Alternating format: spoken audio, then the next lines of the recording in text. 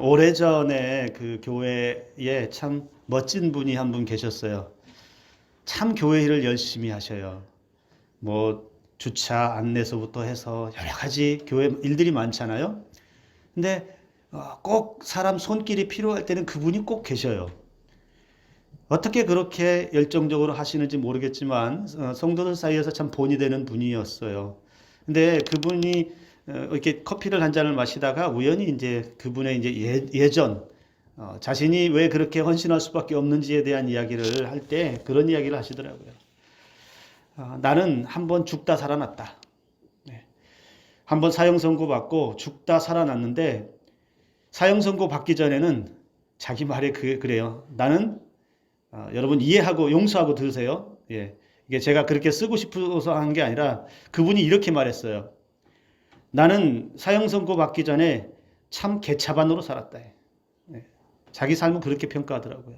근데 한번 죽다 살아나는 정말 죽음의 문턱 앞에 갔다가 왔는데 와, 하나님이 나를 왜 살리셨을까?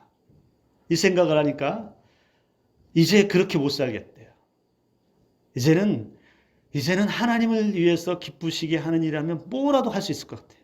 못할 게 없을 것 같다는 거예요. 그래서 그분이 교회에서 그렇게 충성스럽게 그렇다고 드러내지도 않아요. 늘 묵묵히 늘 일손이 필요한 곳에는 오셔서 열심히 봉사하시고 그렇게 기뻐하시는 모습들을 보면서 야, 신앙의 어른이라고 하는 게 저렇게 닮아가면 참 좋겠다. 많은 사람들이 보면서 도전을 받고 본이 되는 그렇게 살면 참 좋겠다라는 생각을 했습니다. 극한 상황이긴 하지만 여러분 죽다 살아났다. 이런 경험을 한 사람이라고 하면 여러분 삶이 어떻게 받아들여질까요? 한번 그런 위기, 내가 어떻게 할 수 없는 정말 죽음의 자리까지 갔다 왔다 하면 그 이후에 살아가는 삶은 어떻게 우리가 반응하고 어떻게 살아가야 될까라고 하는 것이 여러분 사람마다 생각이 다 다르긴 하지만 이전과 다른 삶을 살지 않을까요? 이전과는 분명 다른 삶. 내가 다시 시작된 삶, 내게 다시 생명을 주신 하나님의 은혜로 산다라고 하면 분명 달라진 삶을 살 것 같습니다. 우리가 계속해서 요나서를 통해서 이제 요나를 통해서 하나님의 은혜를 함께 나누고 있는데 요나도 우여곡절을 다 겪고 죽다 살아났어요. 하나님께서 3일의 시간, 물고기 뱃속에서 사무엘의 시간을 기도하는 시간으로 만들어 주셨고 그곳에서 그가 할 수 있는 하나님 앞에 고백할 수 있는 최고의 고백과 그 기도로 그 3일 동안 있다가 하나님께서 물고기를 명하셔서 이제 물고기가 육지에 요나를 토하게 되는 그래서 요나가 육지로 다시 떨어졌습니다. 3일 전에는 그 바다에 던져지는 그래서 죽었다 생각했는데 눈을 떠보니 물고기 뱃속이었고 그곳에서 하나님 앞에 기도하면서 다시 회복의 은혜를 만나고 3일 만에 육지에 다시 두 발로 걸을 수 있는 은혜를 만났습니다. 여러분 우리가 요나라면 이제 어떻게 해야 될까요? 이제 요나라고 하면 다시 살아났습니다. 육지를 내 두 발로 밟을 수 있는 기회가 생겼습니다. 새로운 삶이 펼쳐진 거 아니겠어요? 자신은 이미 삶을 포기했잖아요. 바다에 던져질 때 이미 죽었다라고 생각했잖아요. 근데 하나님 죽이시지 않고 다시 살려냈는데 얼마나 기뻤을까요? 이 기쁨은 여러분 말할 수 없잖아요. 생과 사를 왔다 갔다 하다가 생명을 얻은 것만큼 여러분 우리가 기쁨을 어떻게 표현할 수 있겠어요? 요나도 아마 그런 심정이 아니었을까요? 자, 그런 기쁨을 누릴만 합니다. 와, 다시 살았다.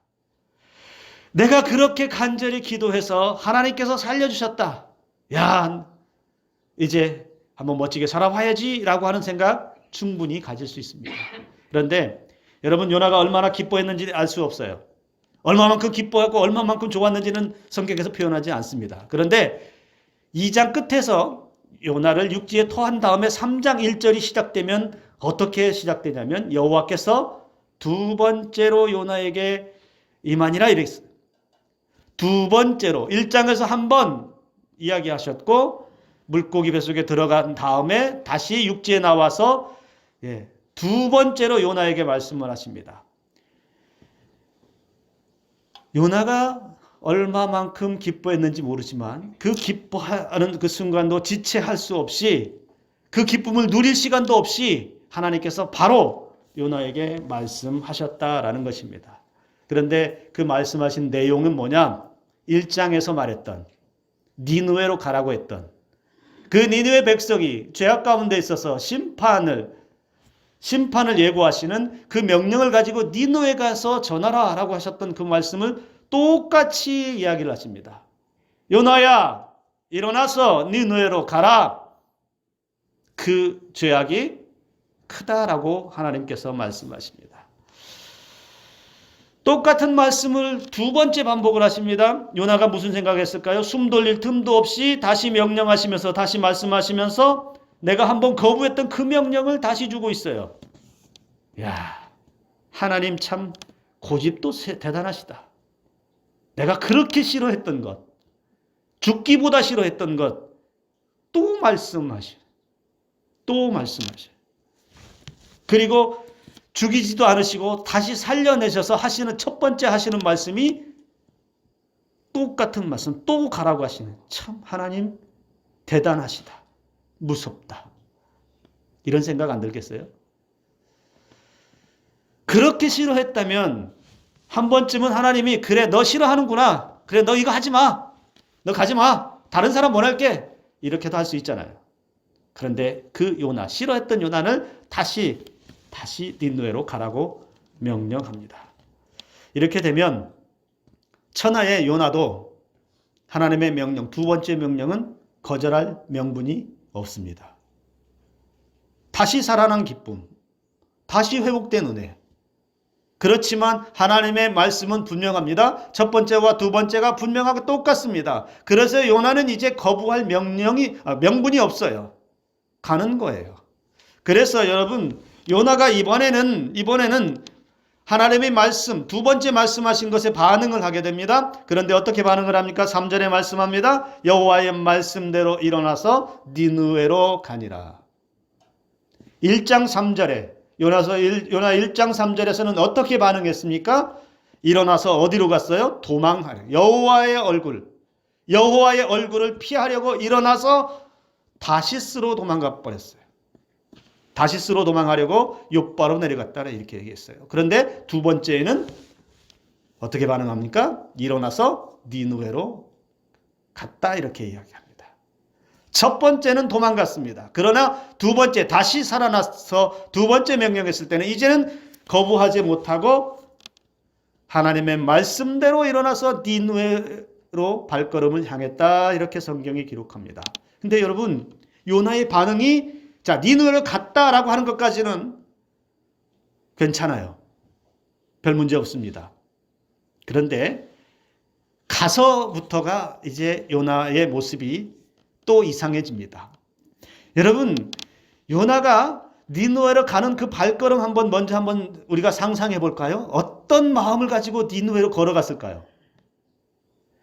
하나님이 정말 가기 싫은 왜 이렇게 싫은 것을, 죽기보다 싫은 것을 그렇게 하라고 그럴까? 터벅터벅 걸어가면서도 투덜투덜 그렇게 갔을 것 같아요. 제가 상상할 땐 그래요.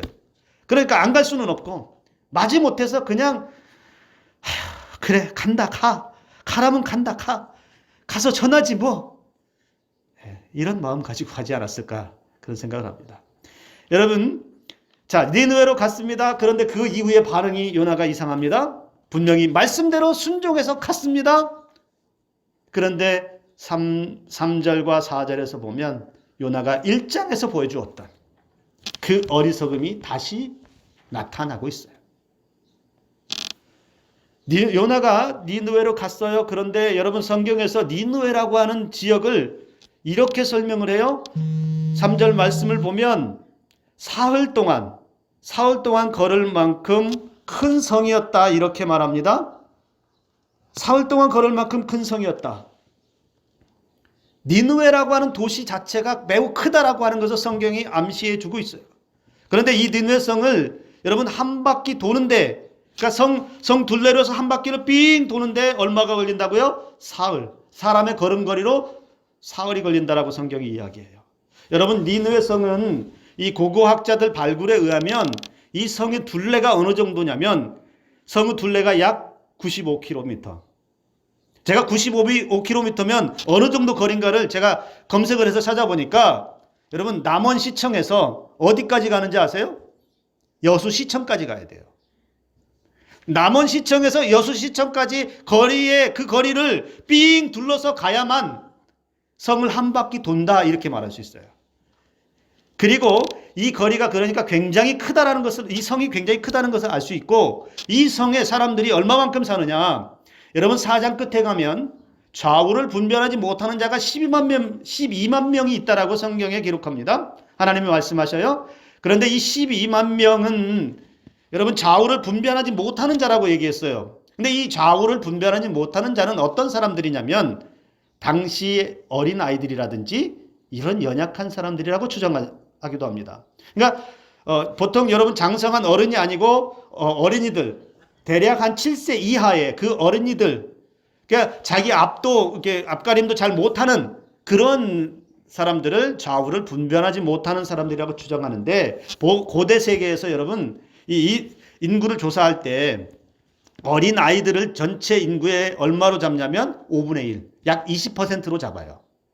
그러니까 추정하면 어린 아이의 인구가 5분의 1이라고 하면 나머지 어른들, 나이 많은 어른들까지 계산해서 추정해서 보면 대략 많은 학자들이 주장하기를 그 성에는 한 60만 명 정도 살았을 것이다. 뭐 많게는 100만 명이 살았을 것이다라고 추정하는 학자들도 있는데, 그러니까 여러분 한 성이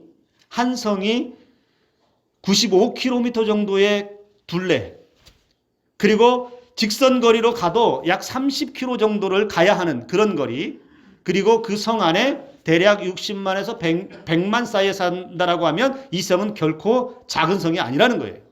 그런데 이 큰 성읍을 요나가 가긴 가는데 어떻게 갔냐면, 어떻게 갔어요? 성을 삥 둘러서 3일 길을 간 게 아니고 휙 그냥 가로질러서 하루 만에 하나님이 하라고 하신 것을 행했다, 이렇게 얘기합니다.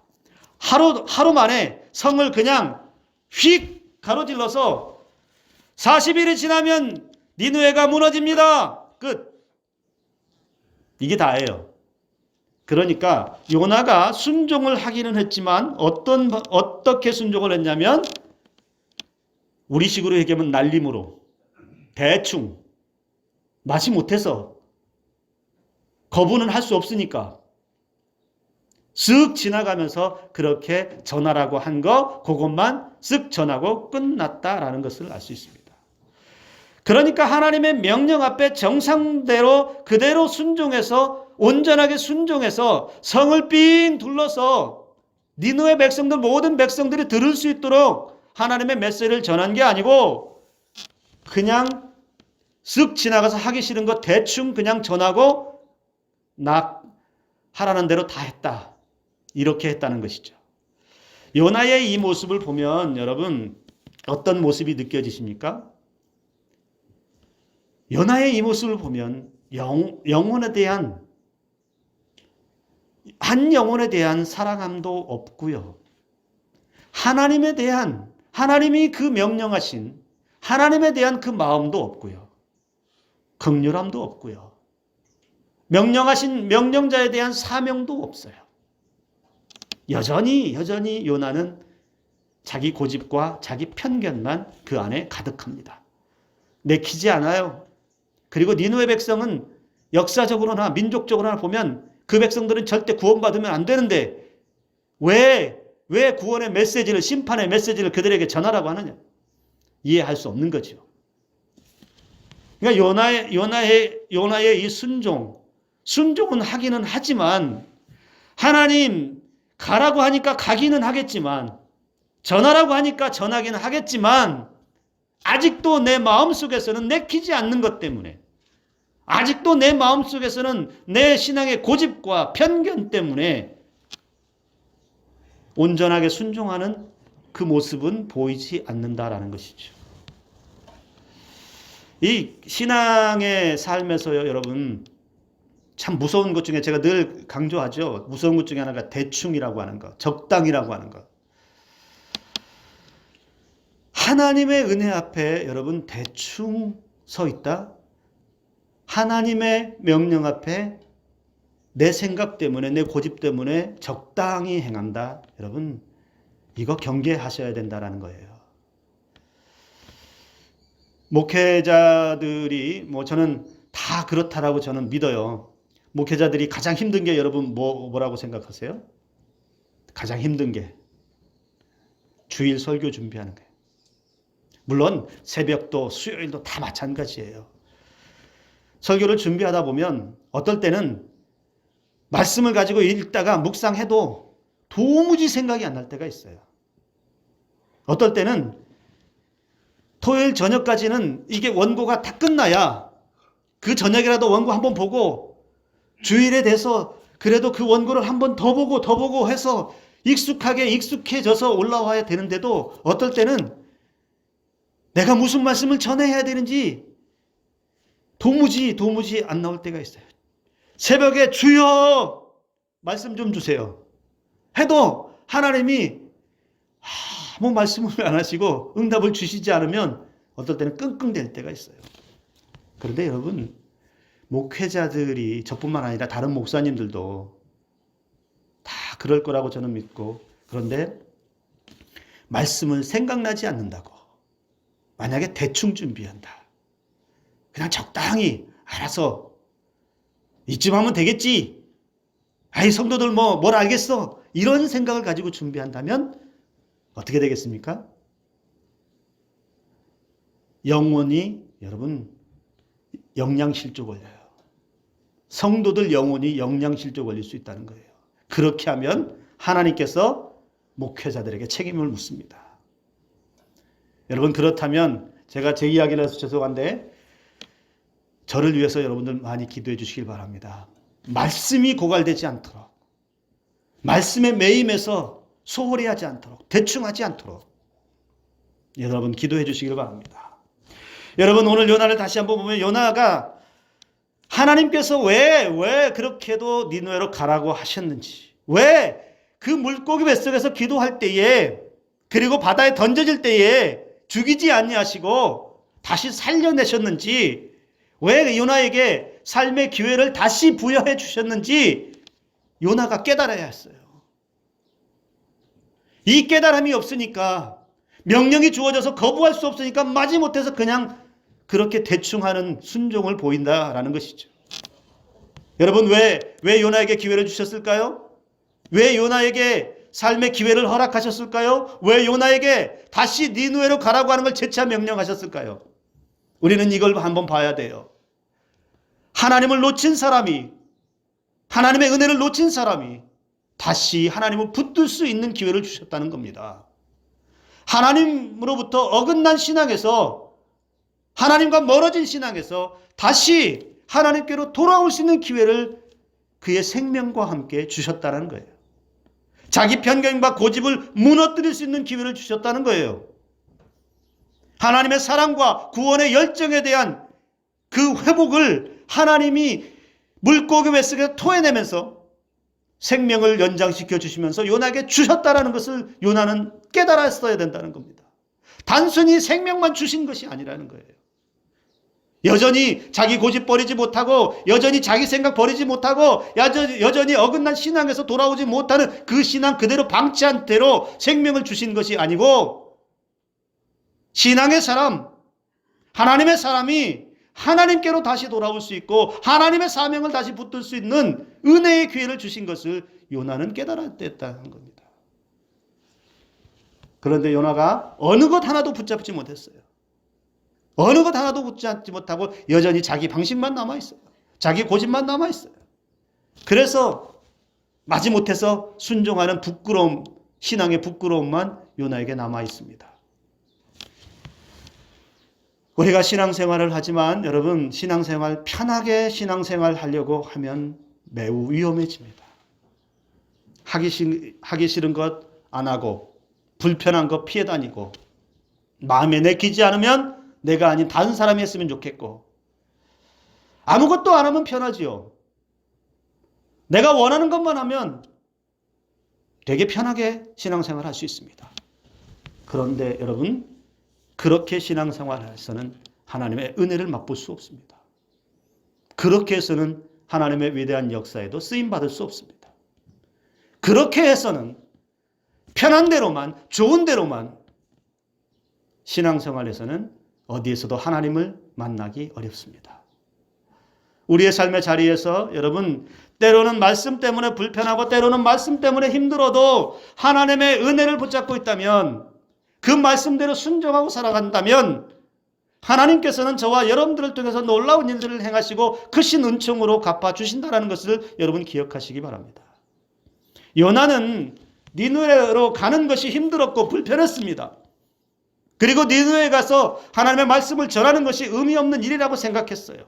그래서 자기에게 다시 주신 기회를 얻지 못하고 자기 고집을 고수하고 마지못해서 그렇게 하나님의 말씀을 선포하는 어설픈 순종을 행했다라는 것이죠. 그런데 여러분, 그렇게 자기 생각대로만 머물러 있는 요나의 자기 생각대로 되었느냐? 요나의 생각대로 되지 않아요. 요나의 마음속에는 민족적인 악감정도 남아 있습니다. 니느웨는 멸망당해야 돼요. 그 민족들은 우리를 괴롭게 한 민족이기 때문에 심판받아도 상관없어요. 내가 전하지 않아도 하나님이 심판하셔도 별 문제 없다라고 생각했어요. 그래서 하기 싫은 일, 가기 싫은 것, 불편한 것 대충 전했어요. 하루 만에 그냥 휙 지나가면서 말했어요. 그런데 대충 전한 어설픈 그 순종에 놀라운 일이 벌어지죠. 니느웨 백성들 이방인들이에요. 그런데 그들이 어떤 한 사람이 지나가면서 40일이 지나면 니느웨가 무너집니다 선포했는데 이 말을 버리지 않고 귀담아 들었어요. 요나의 말을 듣고 어떤 반응이 나타나요? 니느웨 백성들이 5절에 보면 하나님을 믿고 믿은 것으로 끝나지 않고 금식을 선포합니다. 그리고 이 소식이 그 백성들, 들은 사람들에게만 머물러 있는 것이 아니고 니느웨 왕에게 들립니다. 그러니까 왕이 또 그 소리를 듣고 어떤 일이 벌어집니까? 6절에 보면 놀라운 장면이 나타나요. 왕이 보좌에서 일어나 왕복을 벗고 굵은 베를 입고 제 위에 앉았다. 이게 왜 놀랍냐면 여러분, 이방 왕이 이스라엘의 한 선지자의 말을 듣고 어떤 반응을 보였어요? 왕의 자리에서 내려왔다는 거예요. 자기 자리, 왕의 자리, 굳건한 자리, 누구도 넘볼 수 없는 절대적인 자리, 그 자리에 있는데 그 자리를 박차고 내려와서 왕복을 벗어버리고 어떻게 해요? 굵은 베를 입고 재를 뒤집어 쓰고 앉았다라는 건 뭐예요? 자기 신분이고 뭐고 다 내려놓고 하나님 앞에 회개하기 시작했다는 거예요. 어떻게 이방 왕이 이런 반응을 보일 수 있겠어요? 그런데 왕은 그 왕의 자리, 왕복까지도 벗어놓고 하나님 앞에 회개하기 시작합니다. 그리고 더 나아가서 자신뿐만 아니라 니느웨의 온 전역에 조서를 내려서 왕이 명령합니다. 모든 백성들은 지금부터 아무것도 먹지 마라, 물도 마시지 말라, 심지어 가축들에게까지도 금식을 선포해서 그들이 죄악에서 돌아올 수 있도록 선포를 합니다.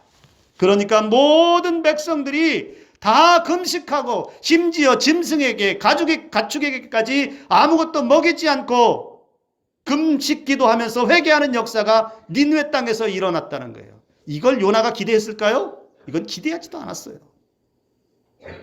저 백성들은 그냥 멸망하도 그만이고 아무 상관없는데 대충 그냥 지나가면서 휙 지나가면서 선포했던 그 한마디를 듣고 여러분, 전 국가적인 회개 운동이 니느웨 땅에 일어났다는 겁니다. 이게 복음의 능력이죠. 복음은 사람이 무엇을 포장해서 그럴싸하게 전한다고 해서 능력이 나타나는 게 아니고요. 예수 그리스도의 복음은, 십자가의 복음은 그 자체만으로도 들려지는 사람, 듣는 사람에게는 하나님의 놀라운 능력이 나타나서 살아나는 은혜가 있고 회복하는 은혜가 주어진다는 사실입니다.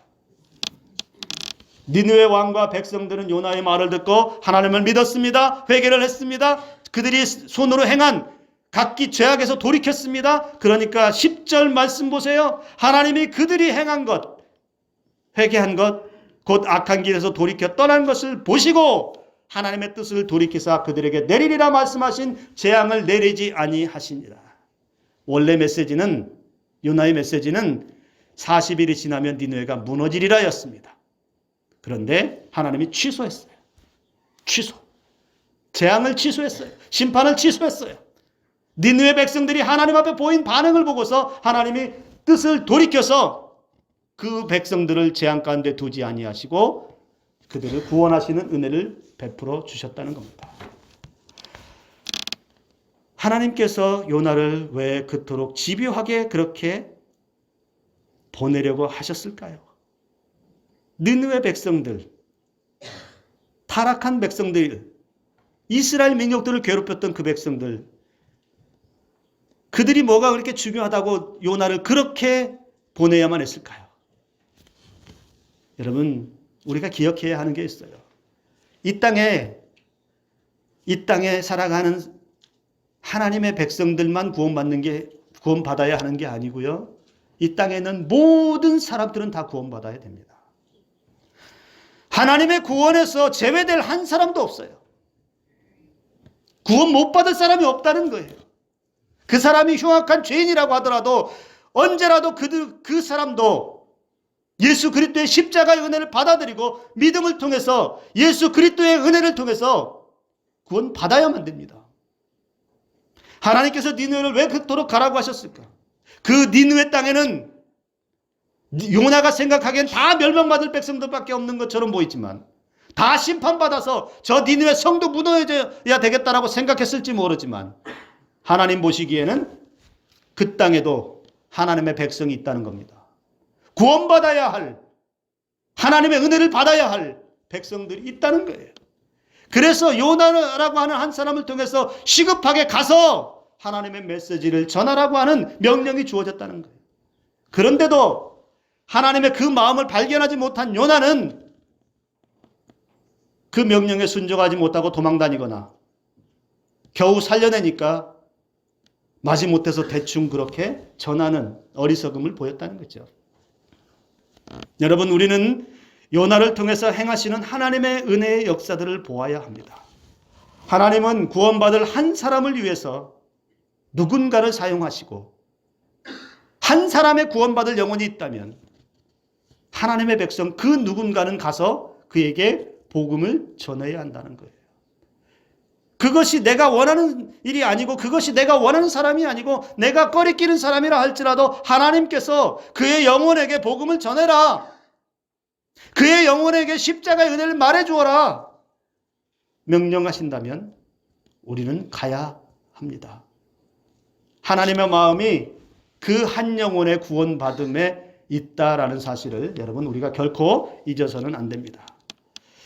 우리가 사는 인생 내 뜻대로 되지 않습니다. 우리가 살아가는 삶, 내가 원하는 대로 다 이루어지지도 않습니다.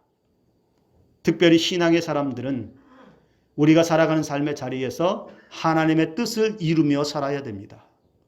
하나님께서 내 삶을 펼쳐주시는 은혜대로 살아가야 하고요. 하나님께서 인도하신 삶을 따라가는 삶이 우리 신앙인들에게 있어서는 그것이 온전한 삶이요. 그것이 사명을 감당하는 삶이 됩니다. 하나님께서 말씀하시는데 계속해서 말씀하시는데 우리는 어떤 핑계를 댈까요? 하나님, 아직은 때가 아닌 것 같아요. 하나님, 조금만 더요. 시간은 좀 주세요.